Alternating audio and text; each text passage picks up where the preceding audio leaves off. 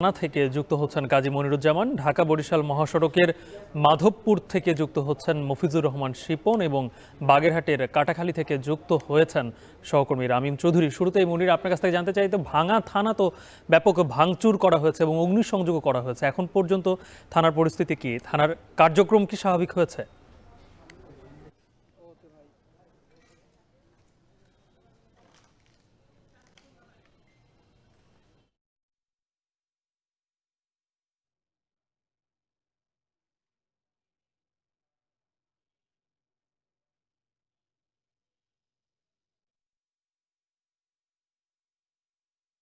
পর্যন্ত কার্যক্রম যে স্বাভাবিক হয়েছে এমনটা বলা যাবে না।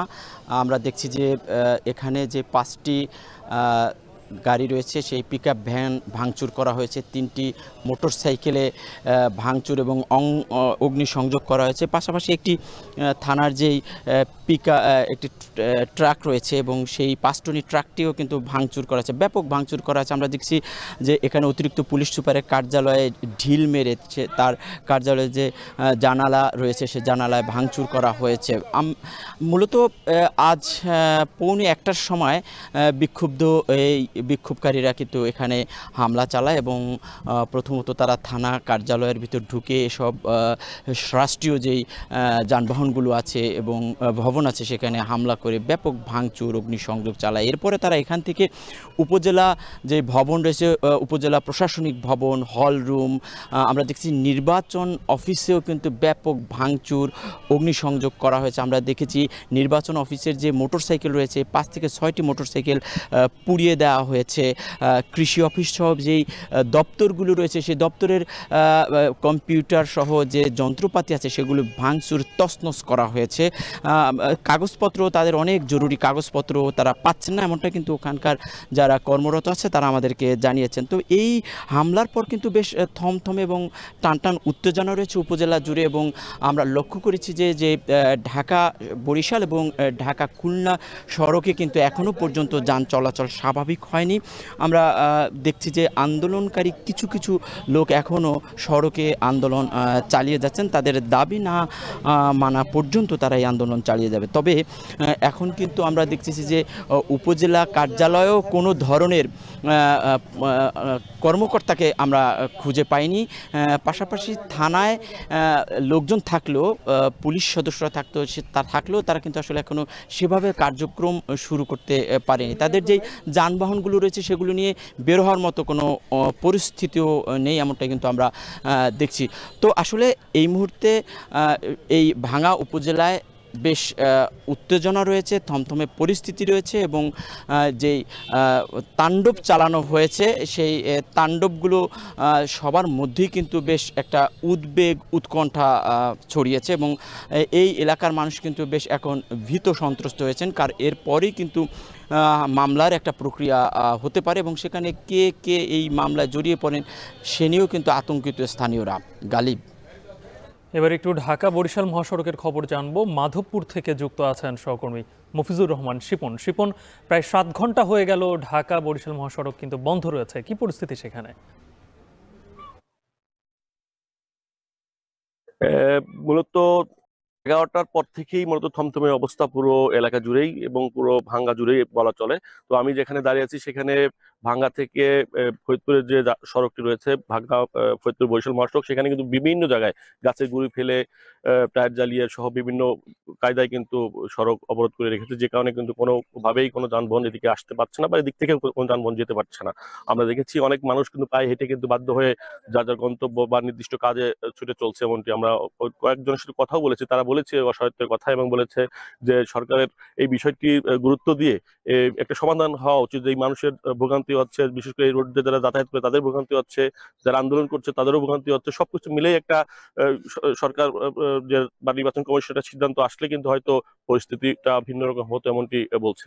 আমি কথা বলেছিলাম ফরিদপুরের জেলা প্রশাসক কামরুল হাসান মোল্লার সঙ্গে। তিনি বলেছেন উদ্বুদ্ধ পরিস্থিতিতে তিনি গণমাধ্যমের মাধ্যমে আহ্বান জানিয়েছেন যে শান্ত থাকার জন্য এবং খুব দ্রুতই একটা ভালো সিদ্ধান্ত আসবে, এমনটি বলেছেন। তিনি এও বলেছেন যে নির্বাচন কমিশন থেকে তাকে নির্দেশনা দেওয়া হয়েছে খুব শর্ট টাইমেই যে ভাঙ্গা ফরিদপুর 4 সংসদীয় আসনটি সার্ভে করে, লোকাল সার্ভে করে, সরজমিন সার্ভে করে প্রতিবেদন দেওয়ার জন্য, এবং এই প্রতিবেদনটা গেলেই হয়তো নির্বাচন কমিশনের একটি সিদ্ধান্ত আসবে এমনটি তিনি জানিয়েছেন। পাশাপাশি এও বলেছেন চলতি মাসে 21 সেপ্টেম্বর হাইকোর্টের একটি রিটের শুনানি আছে এবং সেখানে কোনো নির্দেশনা করতেও আসতে পারে, সেই কথাও বলেছেন। তবে সব মিলে তার আহ্বান হচ্ছে যে যারা বিক্ষুব্ধ হয়েছেন তাদেরকে তিনি শান্ত থাকার অনুরোধ জানিয়েছেন, সকলকেই স্বাভাবিক থাকার জন্য আহ্বান জানিয়েছেন। আমি কথা বলেছিলাম ফরিদপুরের পুলিশ সুপার আব্দুল জলিলের সঙ্গে, তিনি বলেছেন সকাল থেকেই 10:30 পর্যন্ত আইন শৃঙ্খলা বাহিনীর নিয়ন্ত্রণে ছিল, তারপরে কিন্তু যখন মানুষ বেড়ে যায় এবং জড়ো হয় তখন তারপর থেকে কিন্তু পুলিশের বা আইন শৃঙ্খলার নিয়ন্ত্রণ কিছুটা ব্যাঘাত ঘটেছে, এবং যার ফলে দুপুরের দিকে কিন্তু ভাঙ্গা সদরের আশেপাশের এলাকা থেকে মানুষ মিছিল সহকারে আসে এবং তারা ক্ষুব্ধ হয়ে বিভিন্ন রকম মিছিল স্লোগান দিয়ে কিন্তু সরকারি অফিস আদালতে হামলা চালায় এবং গাড়ি ঘোড়া ভাঙচুরের ঘটনা ঘটে। তো আপনার সর্বশেষ কথা বলা হচ্ছে এখন পর্যন্ত অবরোধ রয়েছে, মানুষের ভোগান্তিও রয়েছে, আন্দোলনকারীরা কিন্তু রাজপথে রয়েছে। এ ছিল ফরিদপুরের সর্বশেষ খবর। এবার একটু বাগেরহাটের খবর জানবো। কাটাখালী থেকে যুক্ত আছেন রামিম চৌধুরী। রামিম, এর আগের সংবাদেও আপনি যুক্ত ছিলেন, বলছিলেন যে সেখানে হরতাল চলছে। এখন হরতালের কি অবস্থা দেখছেন, কি ধরনের প্রভাব পড়ছে? গালিব, বাগেরহাটের যে হরতাল কর্মসূচি ছিল সেটি কিন্তু প্রায় শেষ পর্যায়ে, কারণ আজকে সকাল 6টা থেকে সন্ধ্যা 6টা পর্যন্ত হরতালের ডাক দেওয়া হয়েছিল। তবে আজকে আমরা দিনব্যাপী বাগেরহাটের বিভিন্ন এলাকায় দেখেছি, এখানে কিন্তু আমরা দেখেছি যে বাগেরহাটে একেবারেই ঢিলেঢালা হরতাল পালন করা হচ্ছে।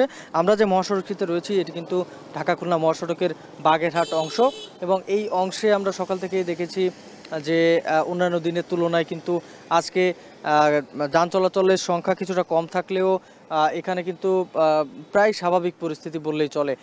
এখানে আমরা যারা এই যে হরতালে ডাক দিয়েছে তারা কিন্তু গতকালকেই বলেছিল যে এখানে যে মহাসড়কগুলো রয়েছে সেই মহাসড়কে কিন্তু তারা মূলত যে হরতাল কর্মসূচি সেটি পালন করবে, এবং এই এলাকার যে 9টি উপজেলা রয়েছে প্রত্যেকটি উপজেলাতে কিন্তু এই হরতাল কর্মসূচির শিথিল করে রাখা হয়েছে।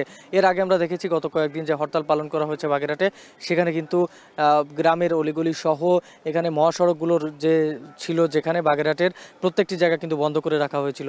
তবে আজকে বিষয়টি কিন্তু ভিন্ন, আজকে কিন্তু প্রত্যেকটা মহাসড়ক বা অলিগলি সব কিছু কিন্তু খুলে রাখা হয়েছে, এখানকার যে দোকানপাটগুলো রয়েছে সেগুলো কিন্তু খুলে রাখা হয়েছে।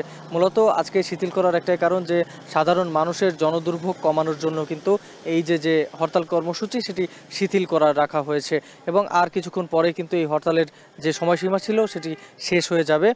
এবং এরই মধ্যে আমরা দেখেছি যে এখানকার যে যানবাহন চলাচল সেটি কিন্তু স্বাভাবিকই রয়েছে। দুপুরের পর থেকে কিন্তু আস্তে আস্তে কিছু যাত্রীবাহী বাসও কিন্তু আমরা যেতে দেখেছি এখান থেকে। তবে দিনভর অন্যান্য যে যানবাহন ছিল সেগুলো কিন্তু চলাচল করেছে, এবং পণ্যবাহী কিছু গাড়ি সেগুলো কিন্তু আমরা দেখেছি চলাচল করেছে। এখানকার যারা আন্দোলনকারীরা রয়েছেন তারা যেটি বলছেন যে মূলত বাগেরহাটের যে 4টি আসন থেকে একটি আসন কমিয়ে যে সিদ্ধান্ত দিয়েছে নির্বাচন কমিশন সেটি থেকে সরে আসতে হবে তাদের, এবং এই 4টি আসনই পুনর্বহাল রাখতে হবে। আর যদি সেটা না হয় তাহলে কিন্তু এই যে আন্দোলন তারা করছে সেই আন্দোলন কিন্তু আরও বড় আকার নিতে পারে এমনটাই তারা বলছেন, এবং আইনি পদক্ষেপও তারা নেবেন। আইনিভাবে কিন্তু হাইকোর্টে একটি রিটের যে আবেদন সেটি কিন্তু অলরেডি চলছে এই কাজ। তো সব মিলিয়ে বললে চলে যে বাগেরহাটের হরতাল শেষ পর্যায়ে, এবং আজকে কিন্তু একেবারেই ঢিলেঢালাভাবেই হরতাল সম্পন্ন হয়েছে। তো সব মিলিয়ে এই ছিল আমার কাছে গালিব বাগেরহাট থেকে হরতালের সবশেষ খবর। আসন পুনর্বহালের দাবিতে দেশের কয়েক জেলায় বিক্ষোভ কর্মসূচি এবং কয়েকটি জায়গায় থানাও ভাঙচুর করা হয়েছে, সেই বিষয় নিয়ে বিস্তারিত জানছিলাম সহকর্মীদের কাছ থেকে।